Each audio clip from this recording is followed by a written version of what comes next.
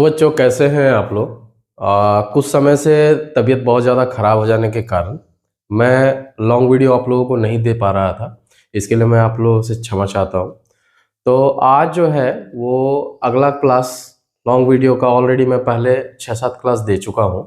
और आज जो मैं आपके पास में प्रश्न लेके आया हूँ ये आने वाले आपके अंडर ग्रेजुएट जो भी एग्ज़ाम होने वाले हैं रेलवे के, और ग्रुप डी के जो भी एग्ज़ाम होने वाले हैं, या फिर एनटीपीसी आपका जो भी एग्ज़ाम होने वाला है, उन सारे में आपको ये कंसेप्ट जो है वो कहीं ना कहीं आपको ये लाभप्रद होगा। तो चलिए बिना देरी किए आज के इस क्लास को शुरू करते हैं। उससे पहले जो भी बच्चे वीडियो पे नए आए हैं फटाफट से चैनल को सब्सक्राइब कीजिए, बेल आइकन को दबा दीजिए ताकि जब भी मैं वीडियो डालूं आपको मेरा नोटिफिकेशन तुरंत मिल सके। चलिए पहला प्रश्न जो आप बोर्ड पे देख रहे हैं, ठीक है, कह रहा है क्या कि 32 रुपए अंकित मूल्य को 32 रुपए कम पर बेचने के बाद में भी 15% का जो है वो लाभ होता है, ठीक है। और क्रय मूल्य आपको दिया हुआ है कितना, 320 रुपए आपको क्रय मूल्य दिया हुआ है। तो कह रहा है कि अगर अंकित मूल्य पर ही बेच दिया जाए तब बताइए कि इसका प्रॉफिट परसेंट क्या होगा। या तो सबसे पहले तो क्वेश्चन के अनुसार आप चलिए, क्या कह रहा है कि अंकित मूल्य से 32 रुपए कम पर बेचने पर, तो हमको अंकित मूल्य नहीं मालूम है तो अंकित मूल्य को एम कर लेते हैं, 32 रुपए उसको कम कर लेते हैं और इस पे कहता है कि बेच देता है, यानी ये मेरा सेलिंग प्राइस है फर्स्ट वाले केस के लिए। तो भी उसको कह रहा है क्या 15% का प्रॉफिट होता है। तो प्रॉफिट अगर हम लोगों को होता है तो किस पे होता है, वो कॉस्ट प्राइस पे होता है। तो कॉस्ट प्राइस पे 15% का प्रॉफिट, जो भी हमारा पिछला वीडियो देखे हैं उनको मालूम है कि जैसे ही प्रॉफिट का बात करते हैं हम लोग क्या करते हैं, 100 में जोड़ के उसको लिखते हैं। यहां से हम लोगों को अंकित मूल्य निकल जाएगा। अंकित मूल्य क्या हो जाएगा, देखिए यहाँ पे से सबसे पहले सॉल्व कर लेंगे। 5 दूनी 10, 5 दूनी 10, 5 दिया 15, 2 से काटेंगे, 16 दूनी 32। तो उधर क्या हो जाएगा, 16 गुना 23, ये उधर चला जाएगा तो प्लस 32, ठीक है। 16 कॉमन कर लेंगे, 23 और ये हो जाएगा 2, 16 गुना 25 हो जाएगा मेरा क्या, अंकित मूल्य। अब कह रहा है कि यही अंकित मूल्य अगर सेलिंग प्राइस हो जाए तो चलिए इसको सेलिंग प्राइस बना लेते हैं। तो क्या कहता है कि प्रॉफिट हो रहा है कि लॉस हो रहा है बताइए। तो प्रॉफिट और लॉस जब भी हम लोग देखेंगे आपको, वो किस पे देखते हैं, हम लोग कॉस्ट प्राइस से देखते हैं। कॉस्ट प्राइस कितना है हमारे पास में, 320, ठीक है। यानी इसको हम लोग क्या कर सकते हैं, 32 गुना 10 भी लिख सकते हैं, ठीक। तो selling price minus cost price divided by cost price into 100, यही मेरा दे देगा क्या, प्रॉफिट हो रहा है कि लॉस हो रहा है। लेकिन उससे पहले हमने आपको एक चीज बता रखा है कि और भी सिंपल हो सकता है क्या, selling price by cost price का रेशियो लीजिए। सेलिंग प्राइस कितना है देखिए, 16 इंटू 25, कॉस्ट प्राइस कितना है देखिए 32 इंटू 10। अब इसको काटिए, 16 दूनी 32 हो गया, 5 दूनी 10, 5 पचे 25।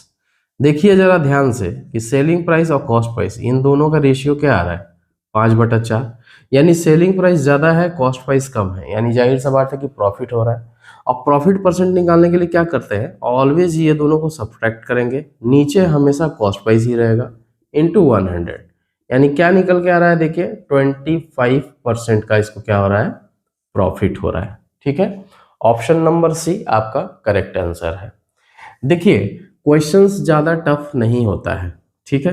क्वेश्चन में क्या दिया हुआ था देखिए, जैसा कह रहा है हमने वैसा ही पकड़ पकड़ कर सारा कुछ हम वैसा ही करते चले गए और आंसर आपके हाथ में निकल कर आ गया तुरंत। इसी को कहते हैं कंसेप्ट, ठीक है। चलिए अगले प्रश्न की तरफ चलते हैं। जिनको भी स्क्रीनशॉट लेना है आप स्क्रीनशॉट ले सकते हैं ताकि आपको क्वेश्चंस के साथ में, ताकि आपको परेशानी ना हो बाद में समझने में और बार बार आपको वीडियो देखना ना पड़े। चलिए अगले प्रश्न की तरफ चलते हैं। आइए अगला प्रश्न देखिए, क्या कह रहा है कि अंकित मूल्य पर 10% की छूट देने के बाद में दुकानदार जो है उसको 1080 रुपए में बेचता है। कह रहा है कि अगर किसी भी प्रकार का कोई भी छूट न दिया जाता, यानी इस शब्द का मीनिंग क्या निकलता है, कोई भी छूट ना दिया जाता यानी जो अंकित मूल्य है उसी में उसको सेल कर दिया जाता, तब उसको क्या होता, बोलता है 20% का प्रॉफिट होता है, ठीक। तो बताइए कॉस्ट प्राइस क्या है। देखिए जैसा बोला है ना वैसे ही पकड़ के चलेंगे, बन जाएगा। सबसे पहले तो अंकित मूल्य पर 10% का छूट दीजिए। तो अंकित मूल्य पर 10% का छूट देने का मतलब है 90/100। ठीक है, जो भी पिछला वीडियो देखे उनको मालूम है, जब भी छूट का बात करता है, हानि का बात करता है, लॉस का बात करता है, तो उसमें क्या करते हैं हम लोग, 100 में से माइनस करके लिख देते हैं। ठीक है, तो अंकित मूल्य पर देखिए 10% का छूट करके दे दिया। तो दे दिया मतलब सेल कर दिया, और सेल करने के बाद में उसको कितना रुपया, 1080 रुपया में। ठीक है, ये हमारा बैठ गया, ये वाला लाइन कंप्लीट हो गया। क्या कहता है, तो अंकित मूल्य यहां से क्या निकल जाएगा, देखिए काट के आपको, 9 एकम 9, 9 दूनी 18, यानी 1200 रुपया जो है उसका अंकित मूल्य यानी मार्क प्राइस था। अब कहता है कोई भी छूट, नेक्स्ट लाइन में आइए, कह रहा है कोई भी छूट न दिया जाए, तो यानी अंकित मूल्य जो है यही इसका सेलिंग प्राइस हो जाए। क्या हो जाए, सेलिंग प्राइस हो जाए।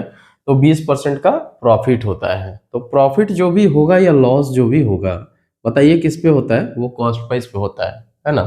तो कॉस्ट प्राइस पे हमको 20% का प्रॉफिट लेना है, तो कितना हो जाएगा, 120/100। और ये प्रॉफिट लेके क्या करता है, सेल कर देता है। और सेल कितने पे हो रहा है, देखिए 1200 रुपए पे, क्योंकि कहा था कि कोई भी छूट न दिया जाए तब। तो कितना, अंकित मूल्य is equal to selling price. तो कितना हो रहा है, ये देखिए 1200 रुपया। ठीक है, अब यहाँ पे इसको हम लोग कैंसिल कर देंगे। कितना टाइम्स में कैंसिल हो जाएगा, देखिए 10 बार में। तो कॉस्ट प्राइस कितना निकल के आ रहा है आपके पास में, 1000 रुपया। यानी ऑप्शन नंबर ए आपका करेक्ट आंसर है। ठीक है, फटाफट से चैनल को सब्सक्राइब कीजिए। जो भी बच्चे नए आए हैं वीडियो पे, अगर आप लोगों को पसंद आ रहा है, आगे भी इसी प्रकार की जानकारी लेना चाहते हैं, ठीक है, कुछ भी नहीं करना है। देखिए क्वेश्चंस को सिर्फ पकड़िए, पकड़ने के बाद में समझिए, और समझने के बाद में बस लिखते चले जाइए, और आपका आंसर जो है वो निकलते चला जाएगा। ठीक है, चलिए अगले प्रश्न की तरफ चलते हैं। स्क्रीनशॉट ले सकते हैं आप लोग, ताकि आप लोगों को बार बार वीडियो ना देखना पड़े। मैं बार बार यही चीज कह रहा हूँ कि जब आप स्क्रीनशॉट लेते हैं तो आपके पास में ऑलरेडी एक फोटो के तौर पे वो रह जाता है, जब मन चाहे तब उसको आराम से देख के समझ सकते हैं। चलिए अगले प्रश्न की तरफ चलते हैं। आइए अगला प्रश्न देखिए, क्या कह रहा है, ये बेईमान दुकानदार जो होते हैं, या फिर जब भी आप मॉल में जाते हैं तो आपको ऑलरेडी लिखा रहता है ना, इतना परसेंट का छूट, भारी छूट, 50% का छूट, 20% का छूट। तो उसमें क्या होता है ना, वो लोग पहले ही 20% का अगर छूट दे रहे हैं, 40% पहले ही बढ़ा के उसमें रख देते हैं। ठीक है, आप लोगों को लगता है कि बहुत ज़्यादा छूट मिल रहा है, चलो खरीद लेते हैं। ये सब मार्केटिंग करने का तरीका है। ठीक है, कह रहा है कि एक दुकानदार 10% की छूट का दिखावा करता है।